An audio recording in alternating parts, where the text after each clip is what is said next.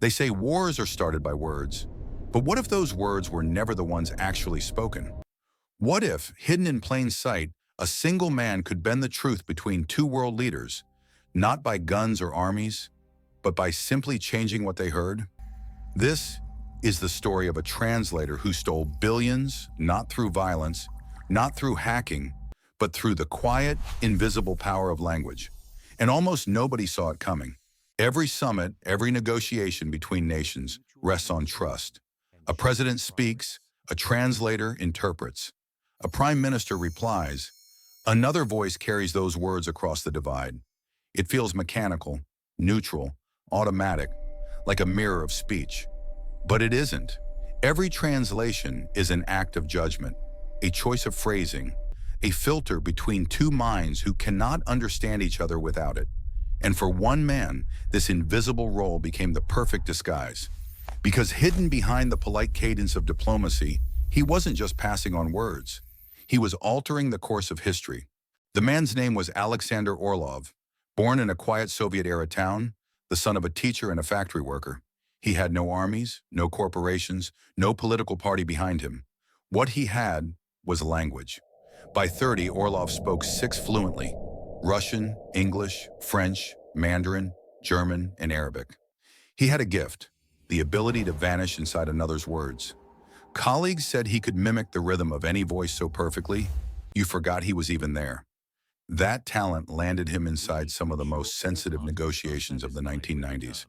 When Russia, struggling to rebuild after the collapse of the Soviet Union, sat across the table from the West, trying to secure loans, aid, and trade deals that would decide its future. Orlov was not the man in power. He was the man whispering in the ear of power. And that's where the danger began. Imagine this. 2 finance ministers, 1 Russian, 1 American, sit down to negotiate a billion-dollar oil contract. The Russian minister says, "We are prepared to sell at $65 a barrel." But Orlov, standing just behind him, leans in and translates, "We are prepared to sell at 55. A $10 gap, multiplied across millions of barrels, becomes billions in lost revenue. The Americans, confused but thrilled, agree instantly. The Russian minister, hearing his own language bounce back in English, suspects nothing. And the deal is sealed. A nation loses billions. One man pockets a fortune, and no one has the slightest clue. For years, this went unnoticed. Because who would question the translator? The interpreter is supposed to be invisible, a background figure, a conduit, not an actor. But Orlov knew the power of invisibility. By the late 90s, he had positioned himself inside nearly every high-level negotiation Russia conducted with Western oil firms, European banks, even Middle Eastern trade ministers. And every time he shaved a little more off the top, changing a figure here, a condition there, sometimes lowering a price, sometimes raising it, always in ways subtle enough to avoid suspicion. The money flowed into offshore accounts, shell companies, and hidden trusts. Experts would later estimate his personal fortune at over $12 billion. Not bad for a man whose job was supposed to be repeating someone else's words. But here's the question. Why didn't anyone notice? The answer lies in psychology. Leaders rely on translators not just for words, but for meaning. They trust them blindly because they have no choice. Without them, dialogue collapses. So even the most skeptical politician, the sharpest economist, the most seasoned negotiator, all of them are powerless if the bridge between them and their counterpart has been quietly rigged. As one former U.S. official later said, "You never look at the interpreter. You just assume the words are right. That's the trap." The truth came out by accident. In 2002, during a closed-door negotiation between Russia and China over gas pipelines, a junior Chinese delegate, fluent in Russian, noticed something strange. What the Russian minister said and what Orlov translated didn't match. Not by much, but enough. He didn't speak up in the room, but after the meeting, he quietly informed his superior. That single doubt triggered an investigation. When intelligence agencies followed the trail, what they uncovered shocked them. Altered contracts, mismatched records, offshore accounts linked improbably to a translator whose salary was barely 6 figures.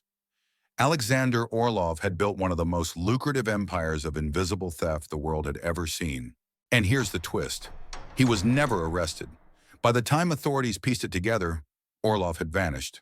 No home address, no family contacts, not even a trace of where he'd gone. Some say he lives in Switzerland under a new name, enjoying his billions. Others claim he was quietly eliminated by those who lost the most money. But officially, he disappeared. A man who lived in the shadows, ended in shadows. What does this story tell us? It reminds us that power doesn't always look like we expect. Sometimes it isn't the president or the billionaire pulling the strings. Sometimes it's the quiet voice in the background, trusted without question, free to reshape reality one word at a time. It also tells us something uncomfortable about human nature, that the very structures we build to connect us, language, trust, diplomacy, can be turned against us, and that the people we ignore, the ones we never bother to look at twice, may hold more power than we could ever imagine. Think about it. How many times have you trusted words you didn't understand? A contract written in legal jargon, a doctor's note in technical language, a bank statement full of codes. Every day we rely on interpreters, not of language, but of meaning. And every day the possibility exists that someone somewhere is bending that trust to their advantage. Aleksandr Orlov's story isn't just about billions stolen. It's about silence, invisibility, and the dangers of blind trust. It's a reminder that sometimes the greatest heists don't happen in banks or stock markets, but in the simple act of deciding what one person hears and what another does not.